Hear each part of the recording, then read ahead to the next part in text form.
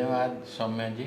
सौम्या जी जो हैं लोक विज्ञान आंदोलन का बहुत बड़ा नाम है और कई ट्रेड यूनियंस, मछुआरों के संगठन, किसानों के संगठन, जन आंदोलनों का समन्वय का जो संगठन है NAPM, इन सब में वो दो विषयों के खास तौर से, एक तो क्लाइमेट संकट जो है, पर्यावरणीय संकट भी और जलवायु वाला संकट भी, दोनों में इस हिसाब से पर्यावरणीय संकट पर एक देशव्यापी आंदोलन बन सके उसके लिए ज़मीन तैयार करने का काम सौम्या जी कर रहे हैं।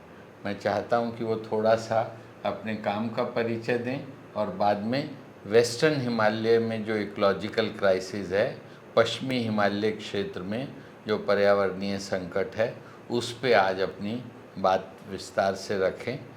सौम्या जी। नमस्कार, मैं शोमा दत्ता हूँ और पिछले करीब 35 सालों से जो लोक विज्ञान व जन विज्ञान आंदोलन उनमें राष्ट्रीय स्तर पे काम कर रहा हूँ।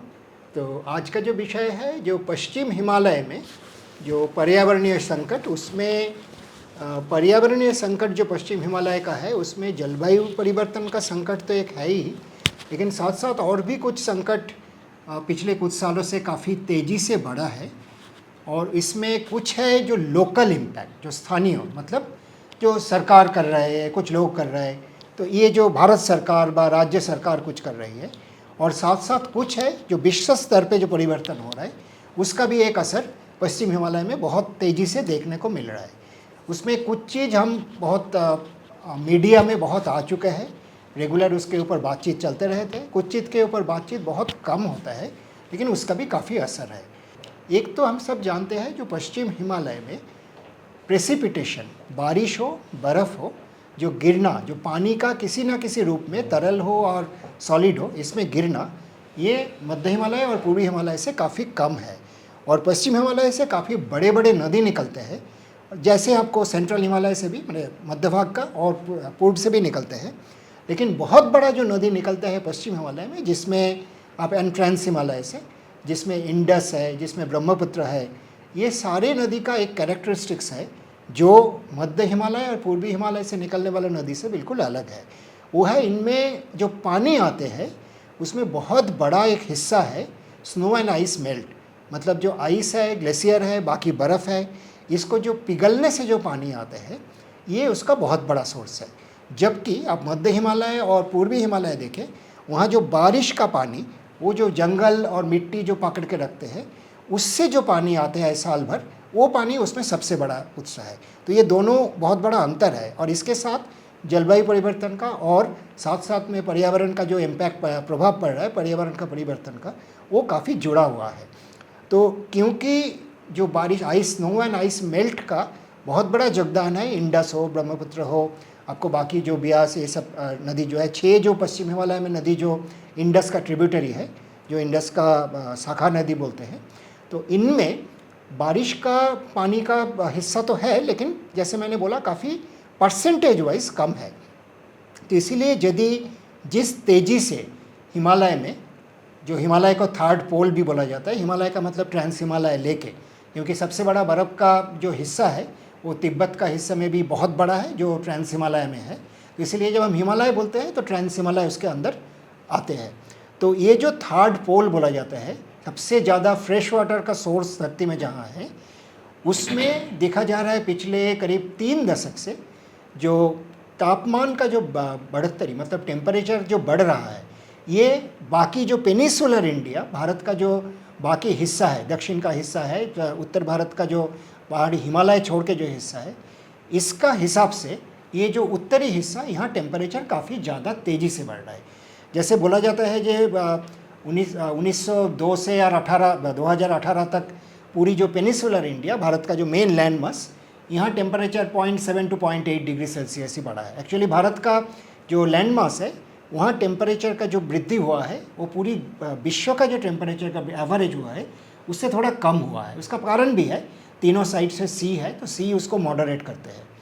लेकिन उत्तर भारत में, उत्तर भारत मतलब आपको जो लोअर हिमालयन बेल्ट है, शिवालिक का ऊपर से, उस एरिया में टेम्परेचर का वृद्धि वो काफ़ी तेज़ी से हुआ है। उसका एक कारण है जिसको हम बोलते हैं जो amplifying feedback effect. Amplifying feedback effect मतलब जब सूरज का किरण गिर रहा है, गर्मी बढ़ रहा है, उस गर्मी से जो बर्फ़ पिघल रहा है, और यदि बर्फ़ पिघल के नीचे का पत्थर एक्सपोज्ड हो जाए तो बर्फ़ हम जानते हैं जिसको हम एल्बिडो बोलते हैं, पर रिफ्लेक्टिविटी बर्फ़ का बहुत ज़्यादा है, और जो नीचे का पत्थर, मिट्टी, घास, ग्रीनरी, ये सब का जो एल्बिडो है, रिफ्लेक्टिविटी है, वो काफ़ी कम है। तो जब बर्फ़ पिघल के नीचे मिट्टी आ जाएगा, उस मिट्टी के ऊपर घास उगेगा, पेड़ पौधा आ जाएगा, छोटे छोटे बुशेस आएगा, तो वहाँ हीट रिटेंशन काफ़ी ज़्यादा आएगा। ग्रीनरी जो है, जो फोटोसिंथेटिक ग्रीन है, उसका एल्बिडो 0.15 to 17 का आसपास है। मतलब वो सिर्फ 15 से 17% ही सूरज का जो गर्मी आते हैं उसको रिफ्लेक्ट करते हैं, जबकि बर्फ़ जब होता है, फ्रेश बर्फ़, तो 90% से ऊपर रिफ्लेक्ट कर देते हैं। और ये यदि आप जब बर्फ़ पिघल जाएगा, मिट्टी, पत्थर, इसका एल्बिडो 0.1 से 0.15 का बीच में है, मतलब 10 से 15% ही वो रिफ्लेक्ट करते हैं। तो जितनी बर्फ़ पिघल के उसमें मिट्टी, पत्थर एक्सपोज्ड हो रहा है, और पिछले 3 दशक से काफ़ी तेज़ी से हो रहा है, उतना ही और गर्मी पकड़ रहा है। तो और गर्मी पकड़ रहा है मतलब और बर्फ़ पिघल रहा है, और बर्फ़ पिघल रहा है मतलब और गर्मी उसमें एब्जॉर्ब हो रहा है। तो ये जैसे हम आम भाषा में विसस साइकिल बोलते हैं, मतलब इसको साइंटिफिकली बोलते हैं एक पॉजिटिव एम्पलीफाइंग फीडबैक। मतलब जो कारण है वो इफेक्ट को बढ़ा रहा है, इफेक्ट कारण को बढ़ा रहा है, कारण फिर इफेक्ट को बढ़ा रहा है।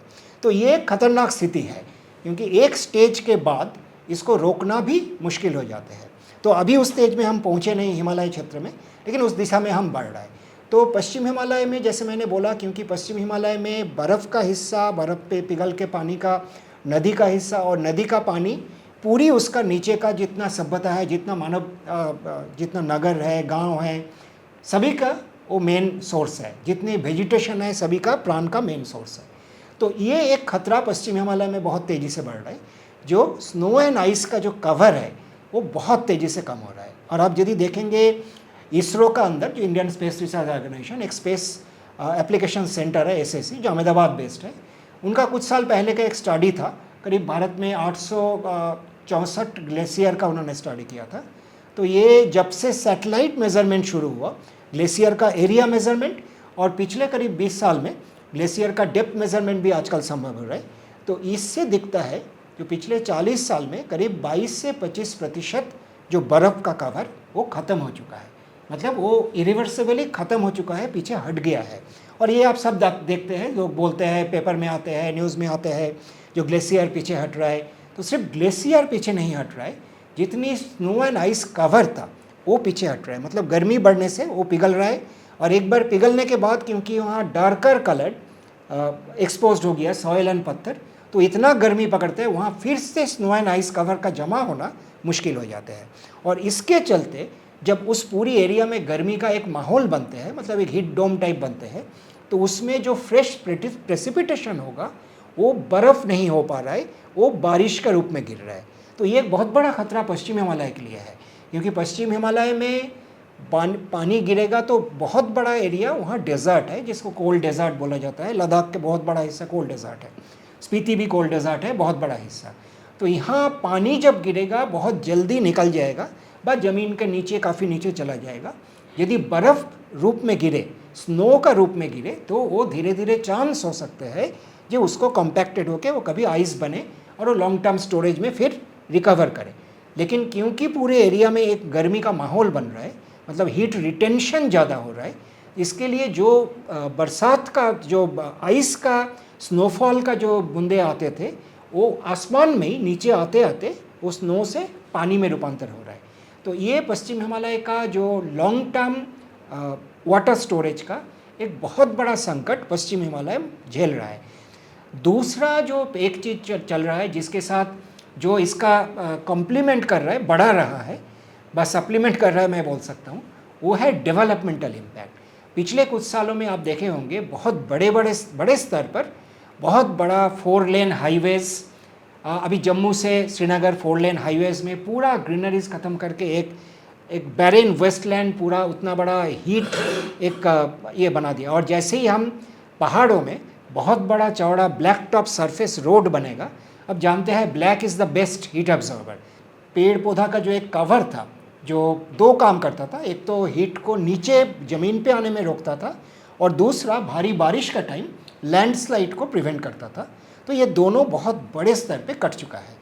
मतलब एक एक का हिसाब है, जो 4 लेन रोड का जो हिसाब है 13 लाख पेड़ कट चुका है। जम्मू टू श्रीनगर का जो 4 लेन जो हाईवे बन रहा है उसमें करीब 16-17 लाख पेड़ का हिसाब है। एग्जैक्ट किसी ने नहीं जानता है, लेकिन लगभग मोटा एक हिसाब लगाया है, 16 से 17 लाख पेड़ काट चुका है।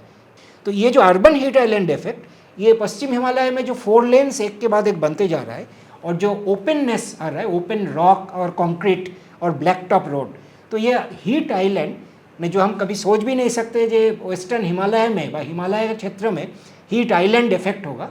तो अभी हीट आइलैंड इफेक्ट बहुत सारे पश्चिम हिमालय का जगह में शुरू हो गया। तो ये जो पानी का संकट मल्टीपल कारणों से, एक तो जलवायु परिवर्तन का जो ग्लोबल वार्मिंग व ग्लोबल हीटिंग का चलते, दूसरा पश्चिम हिमालय का जो कैरेक्टरिस्टिक्स है उसके चलते, जो उसका एल्बिडो जो ज़मीन का जो कैरेक्टरिस्टिक बदल रहा है, रिफ्लेक्टिव ज़मीन से शुरू करके एब्जॉर्बिंग ज़मीन बन रहा है उसके चलते, और साथ साथ जितना तेज़ी से इसको हम बेयर सरफेस को एक्सपोज कर रहे हैं उसके चलते, ये तीनों को चलते हमारा ये जो पश्चिम हिमालय में एक तो गर्मी का एक माहौल बन रहा है, जो भारत का दक्षिणी मैंने भारत का आप हरिद्वार का नीचे से और पूरा कन्याकुमारी तक देखें, यहाँ भारत का टेम्परेचर जितना एवरेज बढ़ चुका है उससे लगभग 1.5 गुना रेट में ऊपरी हिमालय हिस्से में टेम्परेचर बढ़ चुका है।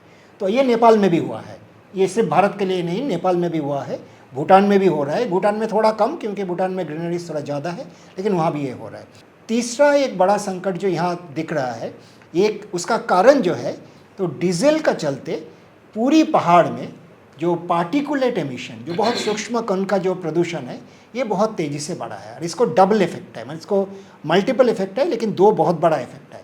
एक तो कोई भी डीजल गाड़ी इक्वल बराबर क्षमता वाली पेट्रोल गाड़ी से 6 से 7 गुना ज़्यादा पार्टिकुलेट एमिशन करते हैं। मतलब आपको मानिए 1200 सीसी पेट्रोल इंजन है, 1200 सीसी डीजल इंजन है, तो डीजल इंजन से जो पार्टिकुलेट एमिशन है वो ज़्यादा 6 से 7 गुना ज़्यादा होता है। जबकि डीजल इंजन का एनर्जी एफिशिएंसी थोड़ा ज़्यादा है, लेकिन पार्टिकुलेट एमिशन, क्योंकि डीजल साइकिल का जो कंबसन साइकिल है वो अलग है और पेट्रोल साइकिल जो कार्नो साइकिल है वो अलग है, तो उसमें इतनी ज़्यादा जो पार्टिकुलेट एमिशन है, मतलब बहुत सूक्ष्म कण जिसमें PM 2.5 PM 10 ये बहुत ज़्यादा है। तो इसके चलते 2-3 बड़ा इफेक्ट है। एक तो जो वहाँ का हेल्थ के लिए, जो पहले बहुत ही साफ़ सुथरा हवा मिलता था, आज आप शिलॉन्ग में भी जाइए, शिमला जाइए, सोलान जाइए, बहुत सारे जगह में जाइए, लद्दाख का शहर का अंदर जब लेह में जाइए, लद्दाख तो बहुत बड़ा हिस्सा है, लेह शहर में जाइए, सेंट्रल एरिया में जहाँ गाड़ी चलता है उसमें जाइए, वहाँ भी वायु प्रदूषण का एक सिग्निफिकेंट इंक्रीज़ हुआ है।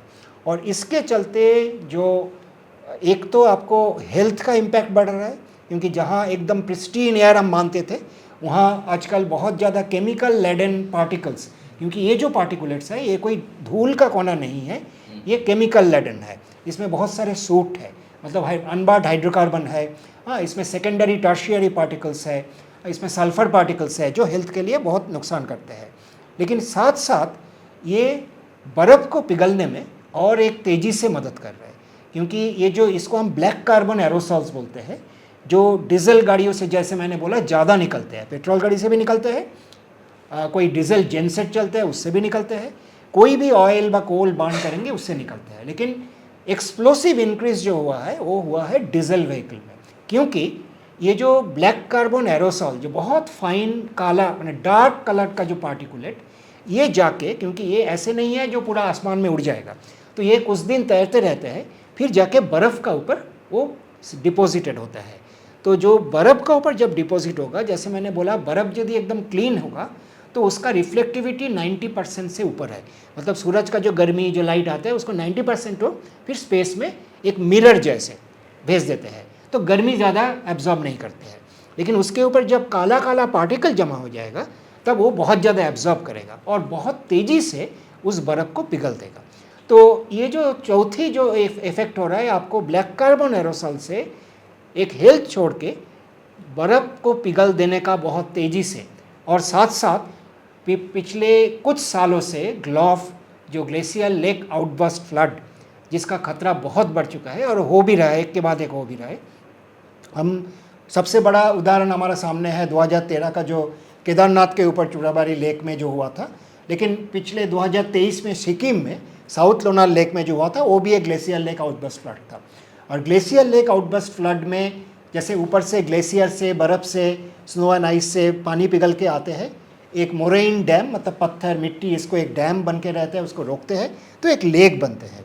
लेकिन यदि बहुत तेज़ी से उसमें पानी आ जाएगा, जो आजकल हो रहा है, उसमें कारण ग्लोबल वार्मिंग भी है, ग्लोबल हीटिंग जिसको हम बोलते हैं, साथ में इतना ब्लैक कार्बन एरोसॉल का डिपोजिशन, ये भी एक कारण है। मतलब जब गर्मी का टाइम पहले अप्रैल मई में इतना ज़्यादा वो स्नो आइस का मेल्ट हो रहा है, तो उस टाइम बहुत तेज़ी से ग्लेशियर लेक फॉर्मेशन हो रहा है, उसका साइज़ बढ़ रहा है और उसको आउटबर्स्ट हो रहा है। तो ये जो खतरा है, क्योंकि ग्लेशियर लेक का संख्या बढ़ना, ग्लेशियर लेक का साइज़ बढ़ना, और साइज़ बढ़ने का मतलब है उसका हाइट बढ़ेगा, ग्लेशियर लेक का पानी का डेप्थ बढ़ेगा। डेप्थ बढ़ने का मतलब है जो उसका जो मोरेन रिटेनिंग मोरेन वॉल है, डैम है, उसके ऊपर प्रेशर बढ़ना, और थोड़ा सा उसका रिटेंशन कैपेसिटी का बाहर होगा तो वो कोलैप्स करेगा, जैसे हम साउथ लोनार लेक में हुआ था, जैसे चौड़ाबाड़ी लेक में हुआ था, और भी बहुत सारे जगह में ग्लेशियर लेक आउटबर्स्ट फ्लड हो रहा है। हमारा जैसे ही अर्ली समर का पीरियड ख़त्म हो गया, बर्फ़ का जो स्टोर था वो ख़त्म हो गया, मतलब कम हो गया, ख़त्म नहीं हो गया, वो बहुत कम हो गया। तो जो समर का जो रिवर फ्लो वो बहुत तेज़ी से कम हो रहा है।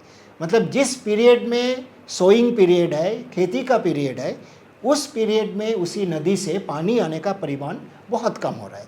तो इसके चलते एक तो अर्ली समर में जब आप तैयार नहीं हैं, फ्लडिंग हो रहा है, जैसे ही आपको खेती का टाइम आया, आपको पानी का पर्याप्त सप्लाई चाहिए, तब पानी का कम हो रहा है। और साथ साथ लेट समर में, जैसे मैंने बोला, लेट समर में पानी पूरा ख़त्म हो रहा है। और मानसून में भी अब, क्योंकि आप पश्चिम हिमालय में ऊपरी हिस्सा में मानसून बहुत कम पहुंचते हैं, वहाँ प्रेसिपिटेशन बहुत कम है, तो वहाँ प्रेसिपिटेशन का जो मैंने बोल रहा था मेजर कंट्रीब्यूशन था स्नो। तो स्नो पिघल के, स्नो ऊपर ही पिघल के बारिश हो रहा है, तो शॉर्ट टर्म फ्लो उस टाइम मिल रहा है मानसून में, लेकिन फिर जो पोस्ट मानसून का जो पीरियड है वो बहुत सूखा जा रहा है। और एक लास्ट पॉइंट मैं हाईलाइट करना चाहूँगा जो मैंने इंडिकेट किया था, इसका विज्ञान समझ के रिस्पॉन्ड करने के बजाय बहुत सारे जगह में, जिन आपको लद्दाख में भी आप जाएंगे, लद्दाख में 2000 साल से काफ़ी बार गया हूँ, बहुत जगह में काफ़ी हाई ऑल्टीट्यूड में स्नो लाइन का नज़दीक लोगों ने पानी इस्तेमाल करके, छोटे छोटे जो स्ट्रीम है, जो स्नो मेल्ट वाटर का जो स्ट्रीम्स है, उसको इस्तेमाल करके काफ़ी ग्रीनरी बना लिया। अभी ग्रीनरी बनाना अच्छा लगता है सभी को, क्योंकि हमारा एक गलतफहमी है जो पेड़ लगाने से सब कुछ समस्या हल हो जाता है, जो कंप्लीट गलतफहमी है।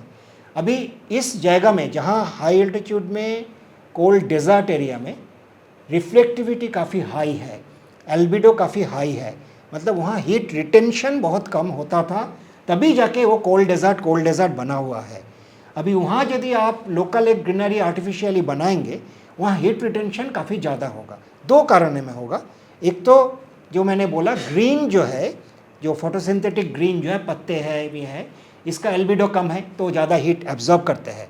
दूसरा, ये जो इवापोट्रांसपिरेशन होता है, जो मिट्टी से पानी लेके और इवापोरेशन करते हैं, वो ऊपर में एक लोकल मॉइस्चर लेयर बनाते हैं, और मॉइस्चर बहुत अच्छा ग्रीन हाउस गैस है, मतलब वाटर वेपर बहुत अच्छा ग्रीन हाउस गैस है।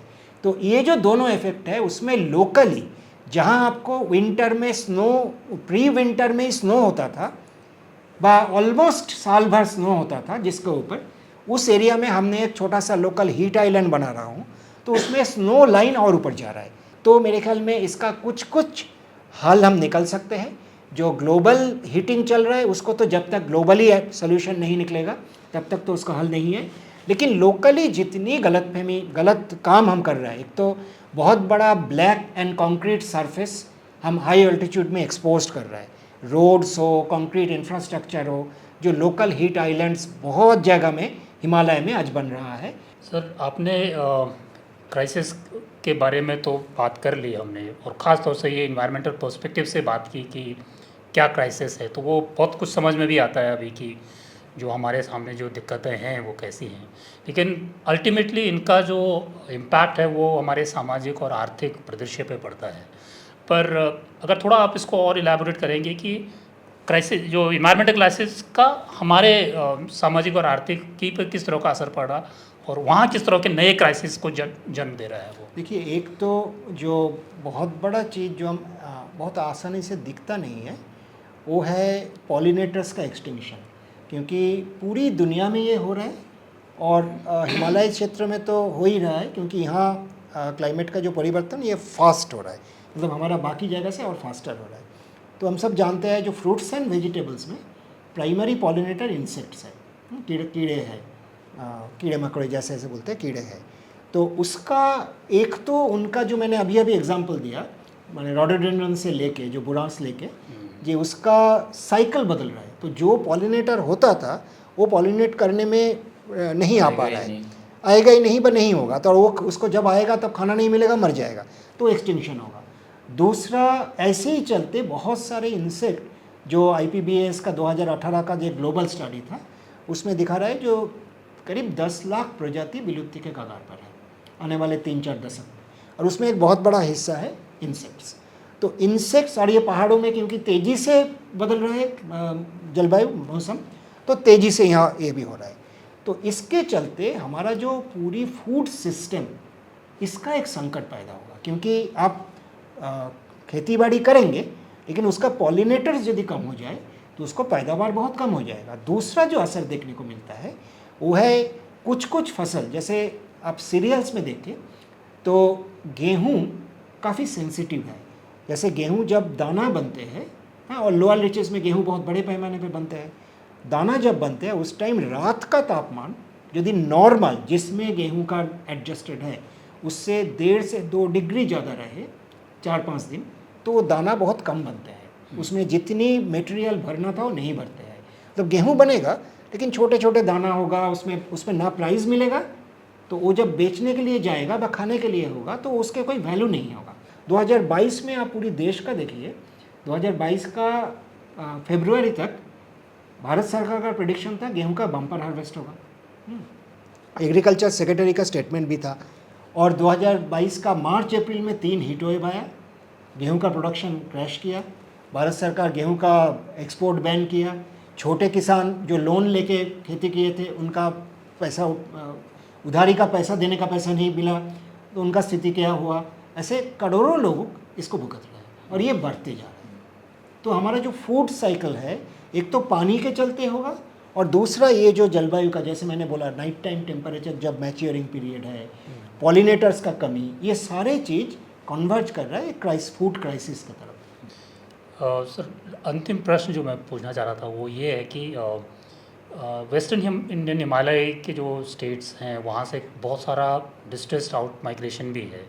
क्या हम इसको, ये जो इन्वायरमेंटल क्लाइमेट क्राइसिस है या जो उसके बाद जो इकोनॉमिक क्राइसिस आ रही हैं जिसका अभी आपने जिक्र किया, क्या उससे हम कहीं उसको जोड़ सकते हैं? देखिए, जोड़ा तो जा सकते हैं और इसमें कारण है भी जो कुछ हुआ है, लेकिन जो आउट माइग्रेशन जो पहाड़ों में हुआ है जिसके चलते उत्तराखंड में बहुत सारे घोस्ट विलेजेस हैं, हिमाचल में थोड़ा कम है, उत्तराखंड में तो बहुत है, मतलब कुछ हिसाब से कहीं मैंने पहले एक बार देखा था 400-500 घोस्ट विलेज है जहाँ सिर्फ 2-4 बूढ़े लोग और ये पड़े हुए हैं, बाकी कोई नहीं है, सारे घर। हमने भी ऐसे गांव देखा है जहाँ ज़्यादातर घरों में ताला लगा होता है। तो ये मल्टीपल रीज़न है, बहुत सारे। इसमें एक तो कारण क्योंकि आपको जितनी पैदावार होता था वो नहीं हो रहा है, आपको जो पैदावार का मैच्योरिटी का जो आप हार्वेस्टिंग टाइम आता था उसमें आप सडनली कोई क्लाइमेट एक्सट्रीम इवेंट हो गया तो नहीं हो रहा है। मैंने देखा उत्तरकाशी से ठीक पहले कुछ गांव में, मातली गांव का पीछे जो 2-3 गांव हैं, वहाँ महिला किसान बहुत, मैं उनको नाम नहीं लूँगा, बोल रहे मैं इस गांव का सबसे अच्छा महिला किसान हूँ, हो सकता है सबसे अच्छा किसान हूँ। तो जब उनके साथ मैंने पूरी गांव का लोगों के साथ हम लोग कुछ ऑर्गेनाइज़ कर रहे थे तो दिखा है, बोले सबका ज़मीन खाली पड़ा हुआ है खेती का टाइम। बोले आप खेती क्यों नहीं कर रहे हो? बोले सब क्या करें, जब भी फसल पकने का टाइम होता है तब जंगली सूअर आ जाते हैं, बंदर आ जाए, कोई आके खा के पूरा फसल ख़राब करता है, जितना हम लगाते हैं उतना भी नहीं मिलता है, तो हमने छोड़ दिया, हमने मजदूरी करने के लिए जाते हैं। तो ये जो जानवर को बाहर आके खेती में अटैक करना ये भी बढ़ चुका है। इसका एक बड़ा कारण है क्लाइमेट चेंज का, क्योंकि जंगल का जो एरिया है, विल्डरनेस एरिया, वहाँ पानी कम हो गया, वहाँ जंगली जानवर का खाने का कमी हो गया। और ये सिर्फ उत्तराखंड में नहीं, अभी मैंने कुछ पिछले साल केरला में वही एक मीटिंग में वेबिनार में वो लोग बुलाए थे, क्योंकि हम लोगों ने 7-8 राज्यों में किया था। नीलगिरीज में ये हो। हाँ, पूरी केरला में हो रहा है, कर्नाटक का हो रहा है, वेस्टर्न घाट का हिस्सा में हो रहा है, झारखंड छत्तीसगढ़ में हो रहा है, मध्य प्रदेश में हो रहा है। तो ये जो विल्डरनेस एरिया एक तो छोटा हो रहा है, विल्डरनेस एरिया को हम फ्रेगमेंट कर रहे हैं, तो वहाँ का जो जंतु जानवर बचा हुआ है मरने का पहले लास्ट कोशिश तो करेगा खाने के लिए। वो हाथी हो, बंदर हो, शुअर हो, हाँ पर्कुपाइन हो, कुछ भी हो, मोर हो, चिड़िया हो, कोशिश तो करेगा। और वो बाहर आएगा जब खेती कुछ करेंगे वो खाएंगे। और जो किसान लोन लेके कुछ किए थे उनको वो चला गया, तो किसान इनको दोष दे रहे हैं। दोष इनका नहीं है, दोष जानवर को नहीं है। हमने उनके लिए ना विल्डरनेस छोड़ा, ना वो विल्डरनेस जंगली एरिया में, जंगल एरिया में हमने उनके लिए खाने का और पानी का चीज़ छोड़ा। तो ये संकट भी बहुत गहरा होकर बढ़ते जा रहा है। Thank you so much sir.